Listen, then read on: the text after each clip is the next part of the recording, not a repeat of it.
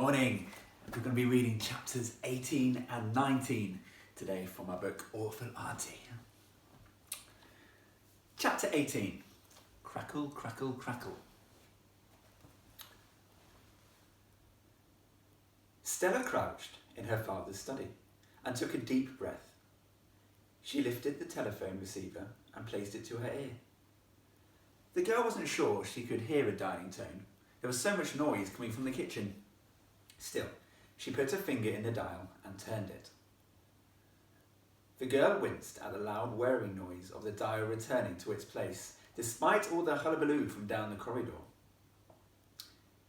As she heard plate after plate smash into the ground, Stella turned the dial twice more and waited anxiously. Finally, a voice came on the other end of the line. "Hello?" came an unusually high-pitched tone. "Emergency services. What service do you require, please?" "Police," replied Stella as quickly and quietly as she could.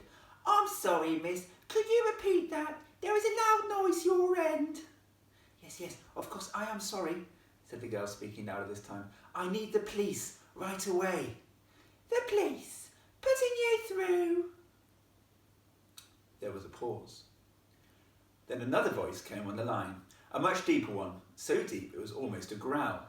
"Police here. Little Saxby Police Station. What crime are you reporting, miss?"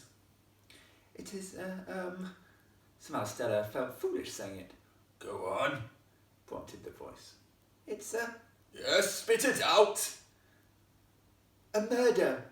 There, she'd said it. On the other end of the line, there was a silence for a moment, before the voice asked, "A murder?" "Yes," replied the girl. "In fact, 2 murders." "Any more?" Stella was more than a little taken aback by the policeman's tone. Perhaps he thought it was another stupid child making a hoax call. "Look, you must believe me, sir," pleaded Stella. "I'm deadly serious. Yes, just 2. Well, it's not just 2. 2 is still a lot." "So, are you sticking at 2? "Yes." "Just the 2 murders?" "That's right, yes." "Any advance on 2? "No." "So, miss, would you care to tell me who exactly has been murdered?" "Mamma and Papa. My mother and father." "You sure?" "Yes." "Interesting. So who do you believe did the actual murdering?" Stella hesitated for a moment before replying. "My aunt." "I am sorry, I couldn't hear what you said. I think there must be a problem on the line because I thought you said your aunt." Next, Stella had to remove the receiver from her ear as there was a deafening crackle on the other end.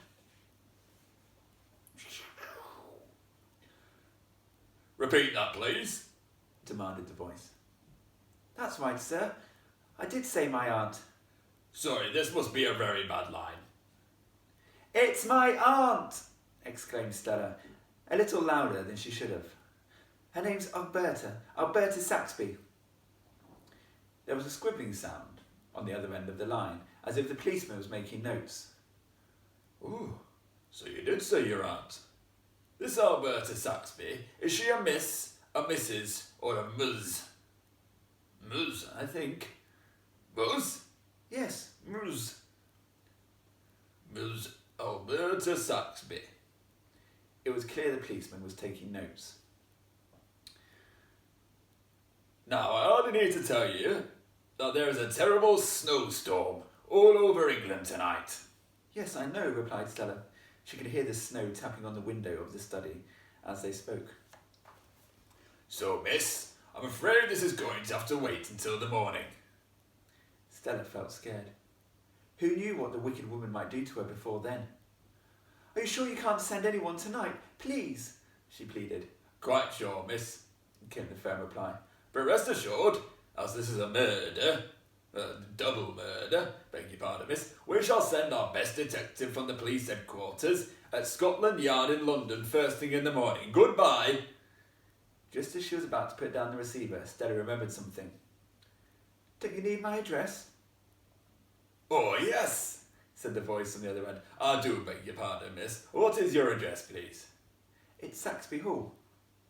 Saxby Hall, yes, I have that all down now. I'm sorry, I don't think I got your name, miss.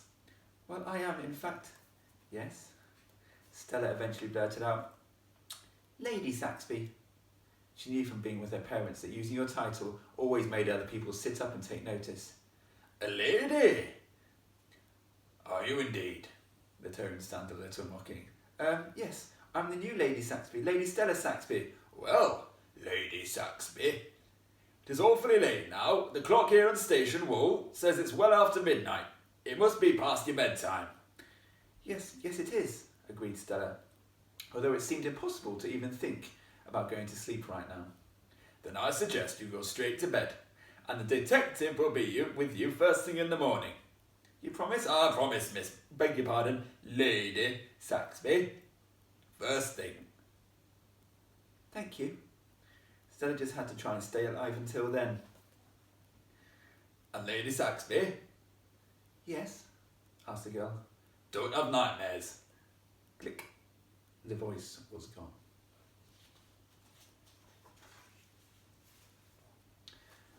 Chapter 19. Deeply Creepy. Stella put down the receiver and tiptoed slowly out of Papa's study, back along the corridor. With great caution, she approached the kitchen. Dinner plates, cups, saucers and bowls were all flying out of cupboards and smashing on the floor. The kitchen was becoming almost knee-deep in broken crockery. Wagner zoomed around the kitchen chaotically, this way and that, trying to peck at the ghost with his razor-sharp bill. As Stella walked in, Soot was fighting the bird off with a gravy boat. Before that, too, went hurtling to the floor, exploding into hundreds of pieces. To the little girl's surprise, Aunt Alberta was nowhere to be seen. Stella panicked. Perhaps the woman had rushed down to the cellar to check on her. So without being seen by Wagner, Stella tiptoed through the broken crockery and over to the coal chute. Just as she had climbed inside, her eyes peeping out of the top, Aunt Alberta burst into the room. The woman looked utterly confused as to what was going on. Wagner! She shouted. The crockery! What do you do with the crockery, bad bird? It was clear to Stella that Soot was right. Grown-ups couldn't see ghosts. Rather deliciously, Alberta was blaming her pet owl for all the damage. The way down the coal chute was harder than the way up. Without Soot's ghastly light to guide her, without Soot's ghostly light to guide her, it was a terrifying journey downwards in total darkness.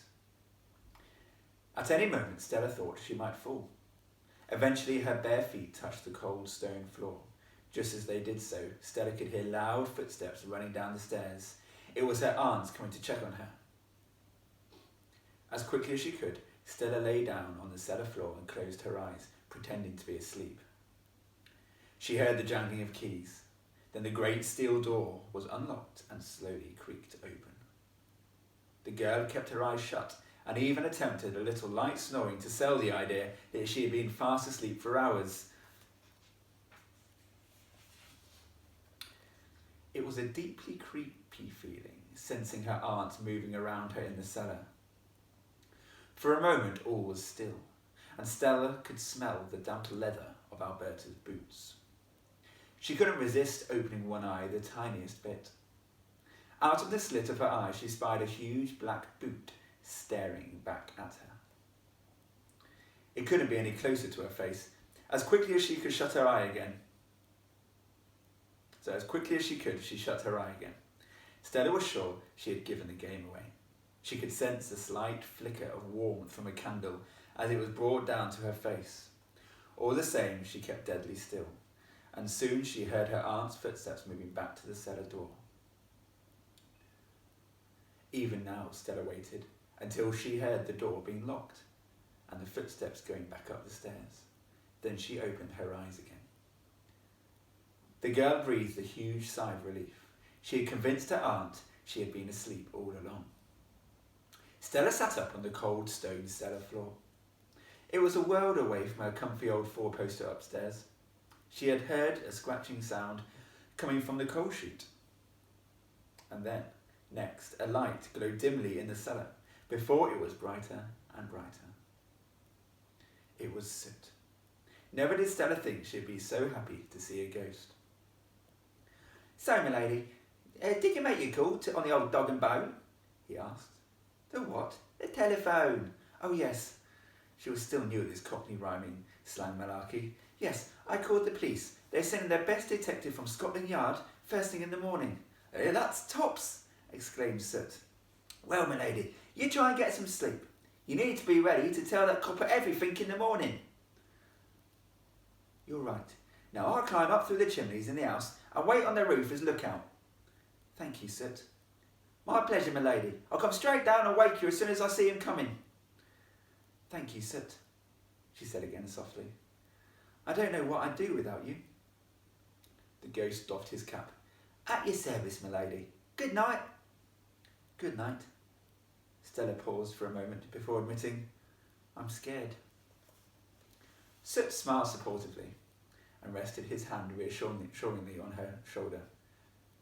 "Try and feel safe, knowing that I'm here," he said. Because Soot was a ghost, Stella couldn't feel anything when he touched her, except in her heart. "I will," she replied. "Now try and sleep, my lady. I'll be on the roof if you need me." With that, the ghost disappeared up the chute, and the Stella was once again plunged into darkness. Soot expertly made his way up through the house. First he scrambled up the coal chute, then from the kitchen he made his way to the drawing room with its huge fireplace. That chimney took him up to the first floor. It was as if the house was some giant snakes and ladders bored to him. After a while, he had made his way to the very top of the house. Once there, he squeezed himself out of the chimney pot and onto the roof, which was covered with a thick layer of snow. Soot was determined to spot the policeman before the girl's wicked auntie did. There he sat alone as the blizzard swirled around him. Soot looked out across the deserted countryside, waiting and waiting all night for a light in the distance.